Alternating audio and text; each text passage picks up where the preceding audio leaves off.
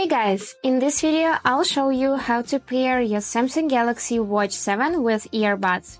Let's get started. So firstly just swipe up to open all of the applications and choose settings. And right here in the first tab, which is named connections, you can see the section Bluetooth. We need to enable it first.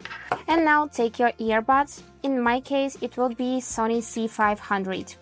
And I'm gonna press these two controllers so it will start blinking and go into a pairing mode. Great! And now you'll be able to see the name of your device right here in the available devices. So here it is. I'm gonna tap it and wait a couple of seconds till it will be paired.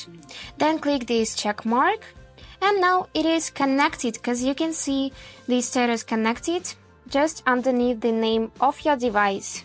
And now, if you just start playing a song, just check whether your earbuds are set for the audio output. And for this, let's open the list of applications again and then choose the music app.